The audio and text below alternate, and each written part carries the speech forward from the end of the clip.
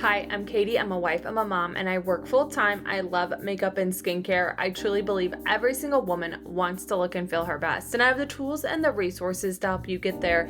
And today I'm going to be sharing with you a tutorial on how to use the Essence Nothing Compares to Nude Eyeshadow Palette. This is a great neutral eyeshadow palette with a lot of great eyeshadows. There's a combination of shimmer, metallic, matte shadows to choose from, and I wanted to show you how you can use this product. So the first thing I will tell you this, on my lips I'm wearing the e.l.f. Glow Reviver lip oil. This is the color Pink Quartz. I absolutely love these lip oils. They come in so many gorgeous colors and they look amazing on the lips. But you're not here to hear about my lip product, you're here to see this eye tutorial, so let's get started. Okay, so the first thing that I always do before I apply any of my eyeshadows is I use an eye primer. Today I'm using the unique Moodstruck eye primer. This is great at really allowing your pigments to pop, prevent them from creasing, and hold them in place all day long. You want to let that dry for about 5 minutes before going in with your eye makeup. So today I'm using my unique fluffy crease brush and I'm going in with that light pigment and I'm dusting that all over the eyelid, on both eyelids. This is a great way to really help brighten up the tone of the eyelid, and it's going to instantly give your eyes a more awake look. It's going to give you a more youthful appearance. So I love just taking whatever that light shade is and dusting it all over the lid. Now I'm going in with this little bit darker tan color, and this is going to be my transition color. The one thing that I noticed with this palette is it is very dusty, so you have to really make sure that you tap off the excess.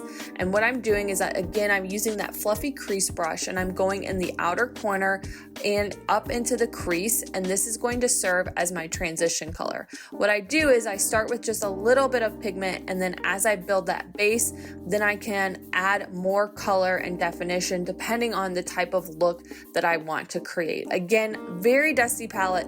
I have shadow literally flying everywhere. Okay, now I'm going in with the darkest color in this palette. It's a dark brown color, and I'm taking that again in the outer corner in the crease now that I have laid down that transition color. This does have a little bit of a shimmer to it, nothing too overwhelming, so it makes a good smoky brown eye look. And again, just focusing it in the outer corner and right up into the crease, right above where the pupil is. And again, I start out with a little bit of product, and then as I build that color, I can make it a little bit darker. The look is starting to come together nicely. I kind of wipe off my brush in between as I blend it out and make sure I don't have any harsh lines. Again, this is a very dusty palette. I'm going in now with this kind of like a copper color, I guess you could say, and I'm pressing that onto the center of the lid. Now, one thing I noticed is that this is not super pigmented. I'm trying to really get that product, and I'm applying it with my ring finger. Normally I have a lot of success doing this technique because it really allows the pigment to pop the best in my personal experience over a brush, but I just wasn't really super pleased with how it looked. Now I'm going in with the lighter of the three metallic shades, and I'm putting that in the inner corner of the eye. Again, just very dusty palette. And I'm pressing that with that ring finger. I wiped it off in between, so that way I'm trying to create like an ombre effect, but you can see it's maybe not really working super well. And then what I do is I blend all of that out along the crease to make sure I don't have any harsh lines.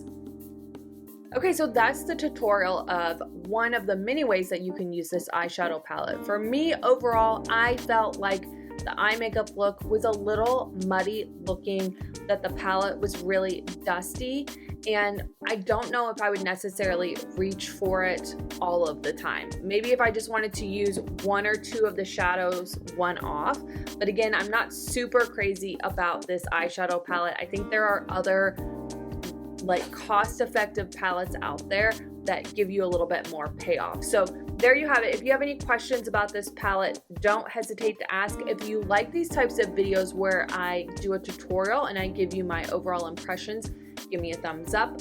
Let me know that in the comments below, and be sure to subscribe to my channel, ring the bell, so that way anytime I go live or I post a new video, you're notified. Have a great day.